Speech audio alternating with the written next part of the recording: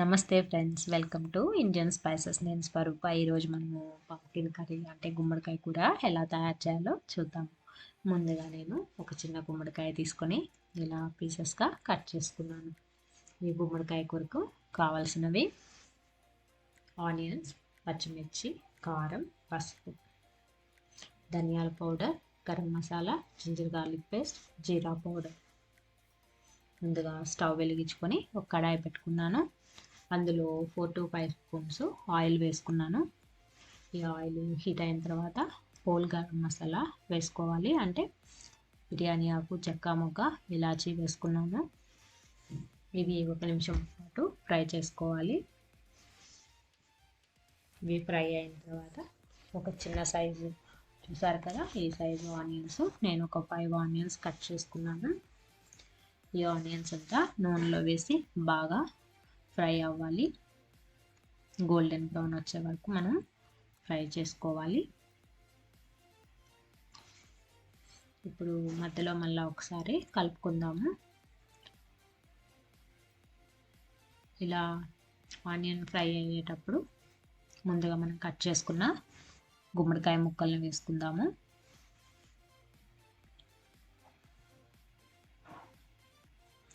ఈ గుమ్మడికాయ ముక్కలంతా బాగా నూనెలో కలిసే విధంగా ఒకసారి కలుపుకుందాము.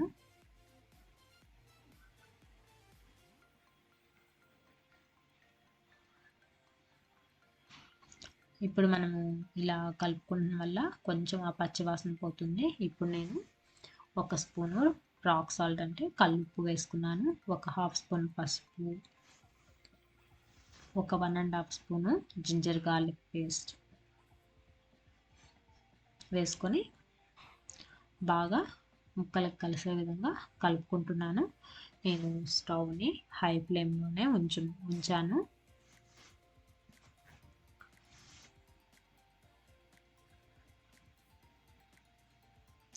ఇప్పుడు బాగా కలుపుకోవాలి. దీనివల్ల జింజర్ గార్లిక్ పేస్ట్ ఆ పచ్చివాసన పోతుంది, కొంచెం ఫ్రై అవుతుంది. ఇప్పుడు మనం మసాలా పౌడర్లు వేసుకుందాము.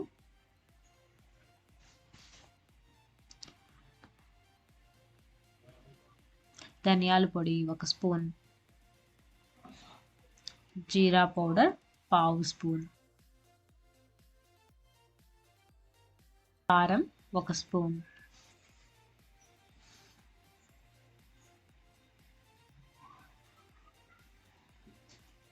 గరం మసాలా 1 స్పూన్, ఒక 3 పచ్చిమిరపకాయ చీలికలు. ఇవన్నీ బాగా ముక్కలకు పట్టే విధంగా ఈ మసాలా అంతా కలుపుకోవాలి.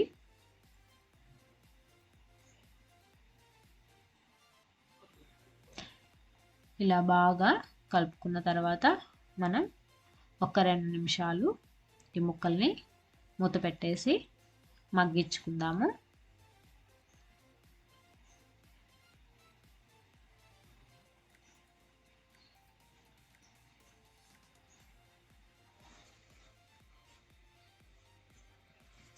ఇప్పుడు మనం ఒకసారి మూత తీసి మళ్ళీ ఒకసారి ఈ కర్రీ అంతా కలుపుకుందాము. ఇప్పుడు ఇక్కడ నుంచి మీరు మీడియం ఫ్లేమ్లో పెట్టుకోండి. మీడియం ఫ్లేమ్లో పెట్టుకొని కర్రీని చేసుకుందాము. ఇప్పుడు నేను కొంచెం గ్రేవీ కోసం ఒక చిన్న గ్లాస్ వాటర్ వేసాను. కొంచెం మనకి గ్రేవీ వస్తుంది, కొంచెం ఈ ముక్కలు కూడా ఆ గ్రేవీ అంతా పట్టుకుంటాయి. ఇప్పుడు మళ్ళీ మూత పెట్టి ముక్కల్ని ఉడికించుకుందాము. ఇప్పుడు మధ్యలో ఒకసారి మళ్ళీ మూత తీసి మళ్ళీ ఒకసారి కలుపుకోవాలి. నేను స్టవ్ని మీడియం ఫ్లేమ్లోనే ఉంచాను. ఇప్పుడు మళ్ళీ మూత పెట్టి ఉడికించుకోవాలి. ముందుగా మనము కొంచెం కరివేపాకు వేసుకొని ఒకసారి కలుపుకొని మూత పెట్టుకుందాము.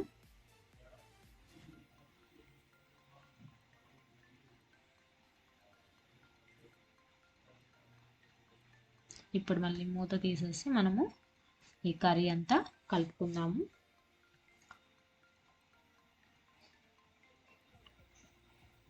ఇప్పుడు నాకు ఇక్కడ సాల్ట్ సరిపోలేదండి, అందుకని కొంచెం వేసుకుంటున్నాను. మీరు సాల్ట్ చూసి వేసుకోండి.